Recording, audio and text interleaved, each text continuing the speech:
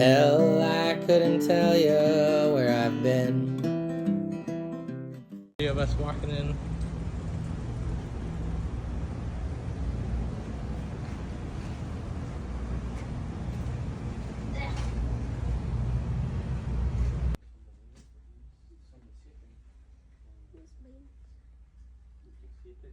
I want to go inside the middle.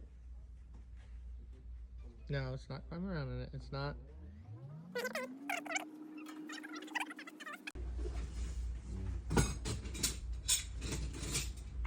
These here, sir, let me show you.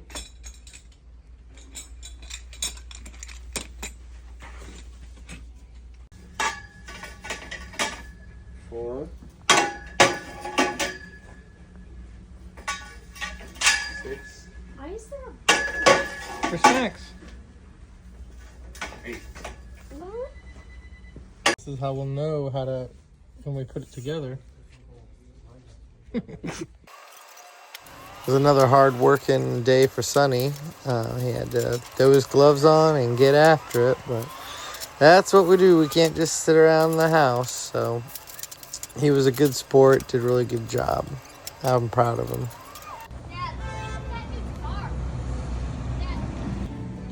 Hi. Come over here. Okay. All right, so we're picking 4x4s that have the grain like this without the center. So this is a good one. Yeah. This is a peeler core. It's an 8-foot 4x4, and the sides were shaved off to make plywood. This is the very center of the tree. Each of these rings is 1 year of growth. So if you look, these rings are very far apart. Yes. So this is more unstable wood. So we want cuts with smaller ring densities and not from the center. All right, so as we're looking through this stack, we're looking at the very ends of these pieces of wood, and we're looking for ones that don't have a circle. We want just lines like this, and we want the lines as close together as possible. And you'll have to dig through the stack because they're always in the worst spot. So that people don't find them. Yes. So this is a good one.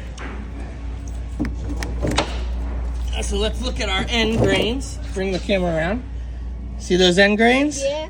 Look at these end grains. Yeah. All right, so look over here. All right, so this is bad. Yeah.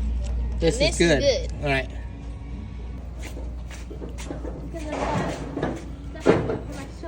Whoa.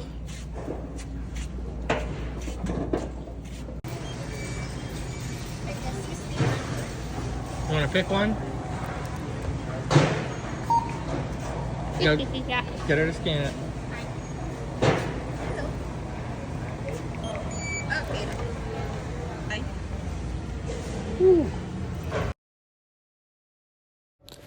Okay, so it was the first time I'd ever put a canopy up, and I asked the guy, hey man, is this something one person can do? And he was like, oh yeah. Well, I think he was talking about the ones that are a bit smaller, maybe the 6-footers, because for one person to do this, it was such a hassle. They slide out. They're not bolted in or anything. I'm guessing maybe they make some that are pre-drilled. I think I've seen some with like set screws, but these didn't have it. So if you push or pulled, they just fell apart the other direction and you were jumping off the ladder and diving out the way. I caught a couple pretty good bruises. It was just like 100 degrees out, and eventually I figured out just start shooting some sheet metal screws in the joints, and then it'll kind of stay together for you. So eventually I got it all put up. It was looking good, got the cross braces in, and then it was next step time to get 4x4 posts in the ground, because this thing's got to be able to withstand a hurricane. We're going to take the top off during storms, but just even the poles could get turned into a raggedy mess. So a couple little angles here real quick, and then we'll start showing you how we did the posts. There's also going to be side cloth on it. It's going to be a shade cloth, but I think it's going to be a pretty protected area. All right, so here we go, getting the post hole digger. I got this from Harbor Freight maybe about a year ago, maybe more, for some projects, and man, it just comes in handy all the time. It always cranks up, it always runs. I don't know if maybe if you used it every day it wouldn't hold up, but I mean, I don't do anything special. I've never cleaned the carb. I just use ethanol-free gas, and I mix pretty good oil, and it always cranks up and always runs. But we're trying to get these holes as deep as possible.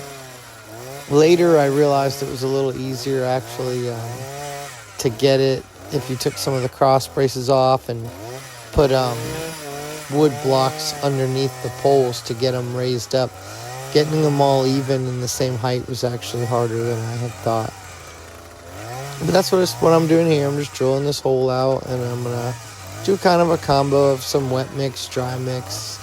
I kind of stir it around a little bit with the post hole digger, actually, once it's in there. And that seems to work pretty good, but I've never really had a 4x4 fail, so I kind of just put them in there and get them good, and that's it. I don't use the fast set concrete. I use whatever the cheapest high strength bag is. Depending on what I'm doing, I'll use a 60 pound or 100 pound, and just get them in there. And I mean, I'm sure there's a science to it, but for me, I just kind of put it on there, and I probably did every single one slightly different, to be honest. So kind of diversified my egg basket there. But this one all pretty smooth, just one after another. There was 8 total to get done. And then I pre-drilled a couple holes, and I threw some lag bolts in. And I'm going to go through and add some more of those, and also some strapping and some screws. I'm really nervous about storms and vibration and wiggling and it coming loose and working itself free. So I'll be going back through the whole thing and just fortifying it over the summer.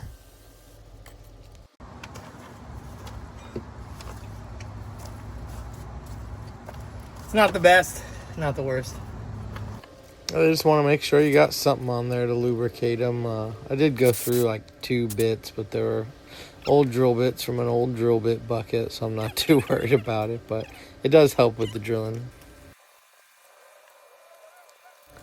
All right, well, here we are again, back at it. I got 8 of these things to do, and like I said, each one came out a little different. I kind of learned as I went in a way, and man, sometimes it'd look perfectly straight, and then it wouldn't be, and then you look at another angle, and now it would be, and eventually I kind of just figured, hey, man, like, it's close enough, and this is where it's going to be, and so that's where I set them.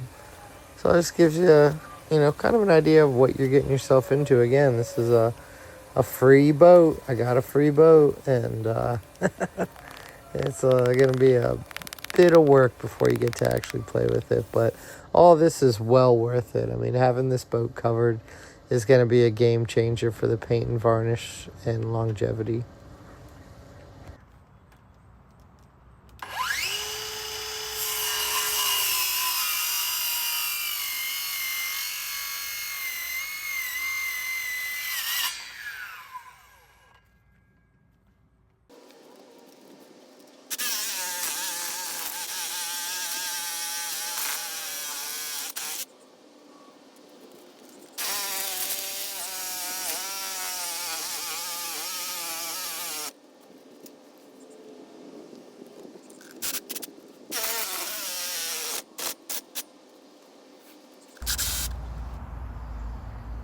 Well, just like with the posts, I had 8 of them to do. I got better as I went along.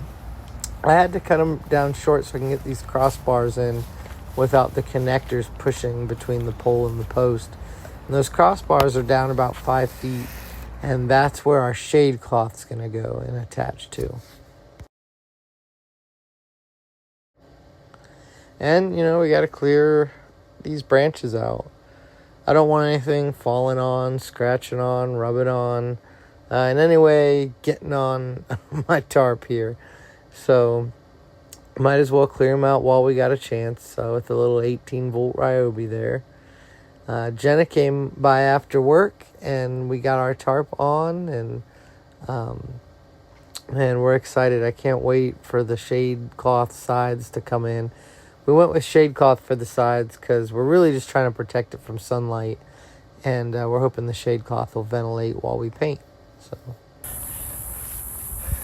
All right. Well, we've had the boat now for what? Almost 2 months, or a month and a half, something like that. We've had we both did out-of-state vacations for summer and stuff, so we had some time off from it. But we've now got the cover on, and we're going to be hanging the side covers next. But that'll be another week. So, yeah, thanks for following along this far, if you've been following along. And if this is the first video you've seen, what an awkward way to enter into our adventure. But anyway, this is our cover. A couple things I learned is do not try to do it alone. Yeah. So on to, I don't know, whatever's next. Next, General will be rigging the Force 5, and we'll start sailing the Force 5.